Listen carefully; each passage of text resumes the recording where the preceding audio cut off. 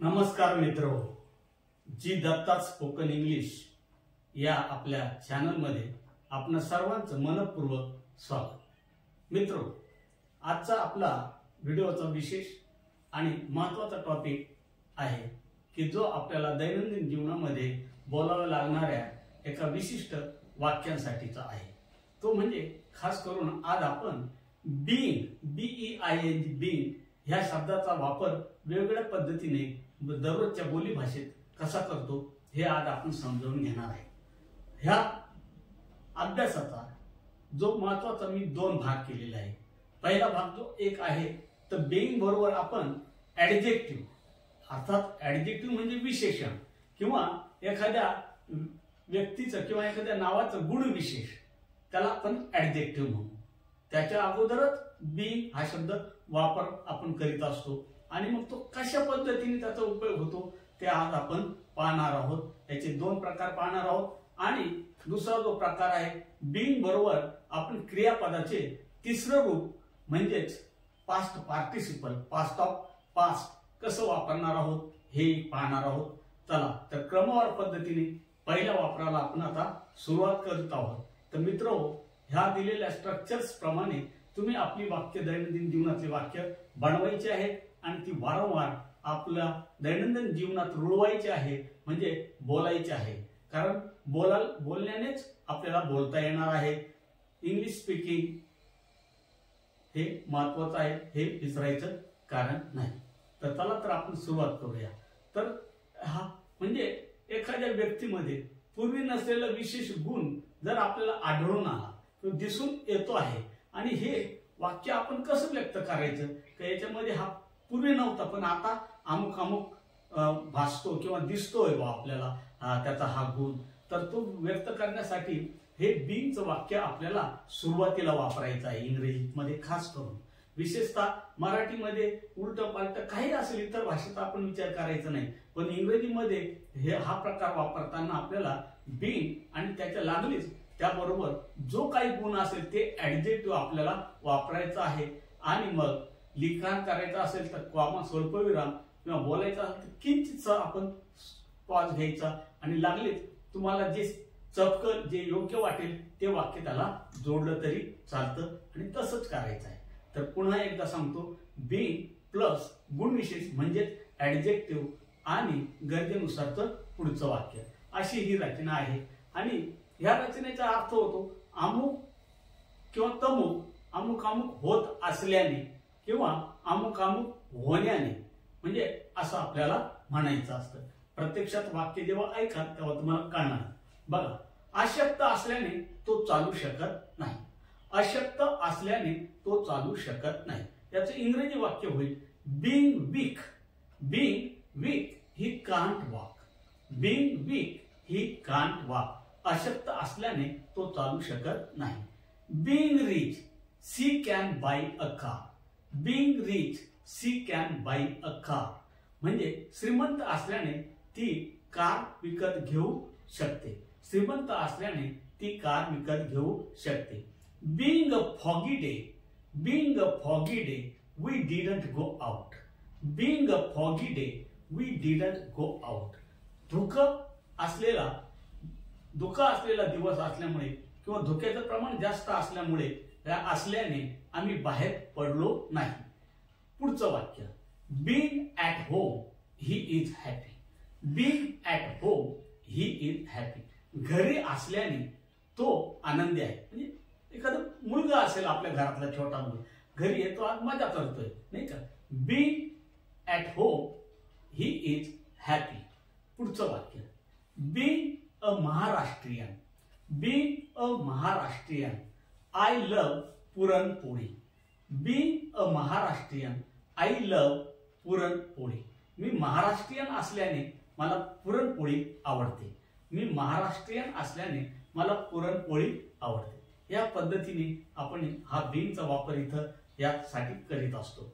चला यातला पुढचा वापर इथं सुद्धा बीइंग आणि ॲडजेक्टिव्ह म्हणजे गुण विशेषाचा वापर आहेच बीइंग नंतर, परंतु या अगोदर आपल्याला एम इज आर ह्या हेल्पिंग व्हर्बचा वापर करावा लागतो। आणि गरज भासल्यास आपल्या भूतकाळात बोलायचं असेल तर वॉज वेअर चा वापर सुद्धा आपण इथं करू शकतो. तर आज आपण फक्त प्रेझेंटचा विचार करणार आहोत. एखादा विशेष गुण आपल्याला वाढीस लागताना दिसतो एखाद्या व्यक्तीत, तर मग आपण ते कसं बोलायचं.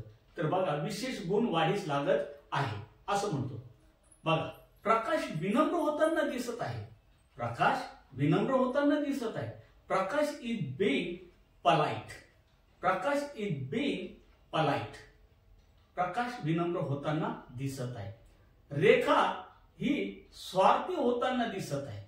रेखा स्वार्थी होताना दिसत आहे. Rekha is being selfish. Rekha is being selfish. Pinky ही खोडकर होताना दिसत आहे. पिंकी ही खोडकर होताना दिसत आहे. Pinky is being naughty. Pinky is being naughty. ते बेशिस्त होताना दिसत आहे. ते बेशिस्त होताना दिसत आहे. They are being mannerless. They are being mannerless. तू उद्धट होताना दिसत आहे. तू उद्धट होताना दिसत आहे. म्हणजे तुझ्यातला उद्धटपणा हा गुण वाढत आहे. तू उद्धट होताना दिसत आहे. You are being arrogant. You are being arrogant. बघा, जर गुण विशेषाच्या बाबतीत कसं बीइंगचा वापर होतो या दोन प्रकारातून पाहिलेला आहे. याचा वापर आपण वाक्य बनवून करायचा आहे. आता आपण क्रियापदाचं तिसरं रूप, ज्याला आपण पास्ट ऑफ पास्ट किंवा पास्ट परफेक्टचं जे थर्ड फॉर्म आहे ते वापरून कशी वाक्य बनवायची आणि त्याचा नेमका उपयोग काय होतो. तर एखादी गोष्ट एखाद्या कशावर तरी घडत आहे, म्हणजे केली जात आहे. केली जात आहे किंवा केली जात होती असंही आपल्याला बोलता येतं. इथं फक्त फरक एवढा का एम इज आर वर्तमान काळासाठी आणि भूतकाळासाठी वज वर एवढं आपण वापरायचं आहे. आणि त्यानंतर मात्र बीइंग आणि संबंधित क्रियाचं तिसरं रूप. संबंधित क्रियाचं तिसरं रूप म्हणजे am is are being third form किंवा was were being third form याचा वापर करून ह्या रचना बनवायच्या आहे. आता बघा, रस्ता दुरुस्त केला जात आहे. कोण करतं, काय करतं आपल्याला त्याच्याशी मतलब नाही. फक्त काय क्रिया घडते त्याचं फोकसिंग आहे. केंद्रबिंदू म्हणजे ती क्रिया चालू आहे असं आपल्याला दाखवायचं आहे. परंतु कोण करतं याच्याशी मतलब नाही. रस्ता दुरुस्त केला जात आहे. The road is being repair. म्हणजे एम इज आर नंतर बीइंग वापरून क्रियापदाचं तिसरं रूप वापरून आपण ही रचना बनवली आहे. पुन्हा मी सांगतो, रस्ता दुरुस्त केला जात आहे. The road is being repaired. The road is being repaired. त्यांना बोलवलं गेलं आहे. त्यांना बोलवलं गेलं आहे. बघा, मी गेलं आहे म्हटलं, आता अर्थात इथं हा पास्ट टेन्स आहे. त्यांना बोलवलं गेलं आहे. दे were being called. They were being called. यानंतर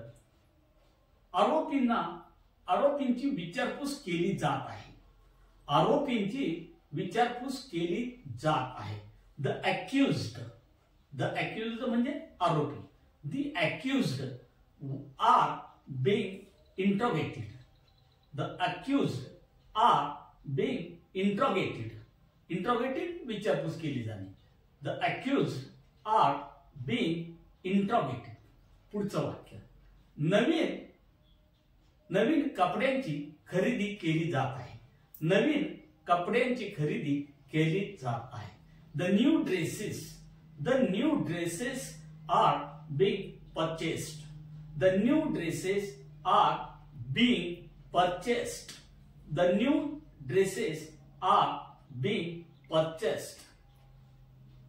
आता बापू नावाचा कुणीतरी विद्यार्थी आहे किंवा माणूस आहे, त्याला कुणीतरी फटकारावतंय म्हणजे झापतंय, बोलतंय असं आपल्याला भाव व्यक्त करायचा आहे. Bapu is being scolded. The Bapu is being scolded. The Bapu is being scolded. पुढचं, इंग्रजी सर्वत्र बोलली जात आहे. इंग्रजी सर्वत्र बोलली जात आहे. English is being spoken everywhere. The English is being spoken everywhere. English is being spoken everywhere. मित्रो, आता पुढचा प्रकार. ह्या प्रकारामध्ये क्रियापदाचं तिसरंच रूप आणि बीइंगचा वापर आहे आणि चपखलपणे फक्त ह्या बीइंगच्या अगोदर म्हणजे याची सुरुवात एखाद्या प्रिपोजिशन्सला शब्दयोगी अव्यय म्हणतात. पण मी शब्दयोगी अव्यय हा शब्द वापरला तर पुन्हा तुमच्या मनाचा गोंधळ उडू शकतो. सर्वांना शब्दयोगी अव्यय मराठी शब्द असून एक कळेल असं काही खात्रीने मला सांगता येणार नाही. पण प्रिपोजिशन म्हटल्यावर सगळ्यांना सांगता येतं. दोन शब्दांमधला संबंध दर्शवण्यासाठी वापरला जातो. साधारणतः त्याला in, on, for, before, later वगैरे आपण वापरतो. तर प्रिपोजिशन नंतर जर आपल्याला अमुक अमुक केलं जाण्याने, अमुक अमुक केलं गेल्याने अशी जर वाक्यरचना करायची असेल तर बीइंग आणि क्रियापदाचं तिसरंच रूप वापरावं लागतं. बघा, प्रिपोजिशन नंतर बीइंग आणि क्रियापदाचं तिसरं रूप अमुक अमुक केल्याने, अमुक अमुक केलं गेल्याने, अमुक अमुक केलं जाण्याने असं त्याच्यातून अर्थ ध्वनित होत असतो. चला त्याची काही उदाहरणं बघूया. विचारलं गेल्याने त्याने त्याचं नाव सांगितलं. विचारल्या गेल्याने त्याने त्याचं नाव सांगितलं. He told his name. He told his name on being asked. He told his name on being asked. धुतलं गेल्याने किंवा धुतल्या गेल्याने रंग फिका पडला. आपण म्हणतो ना, ह्या कपड्याचा रंग फिका पडेल धुतल्यावर. तर मग हे कसं म्हणतो आपण? धुतल्या गेल्याने त्याचा रंग फिका पडला. धुतल्या गेल्याने त्याचा रंग फिका पडला. The colour faded on being washed. The colour faded on being washed. पुढचं, स्वच्छ केले जाण्यासाठी ते तेथे ठेवले आहे. स्वच्छ केले जाण्यासाठी ते तेथे ठेवले आहे. It keep there. It keep there for being cleaned. It keep there for being cleaned. पुढचं वाक्य, पुसल्या जाण्याआधी आरसा घाण होता. पुसल्या जाण्याआधी आरसा घाण होता. The mirror was dirty. The mirror was dirty before being wiped. The mirror was dirty before being wiped. The mirror was dirty before being wiped. मित्रो, अशा पद्धतीने ही वाक्य आपण अधिक याच्यात भर टाकायची, बनवायची आणि बोलायची आहे. आपल्याला आपोआप ही सर्व वाक्य आपल्या जिभेवर उरतील आणि सहजगत्या आपल्याला इंग्रजीत हे भाव व्यक्त करता येतील. हा व्हिडिओ जर आवडला असेल तर निश्चितच सबस्क्राईब करा आणि लाईक शेअर करायला विसरू नका. धन्यवाद.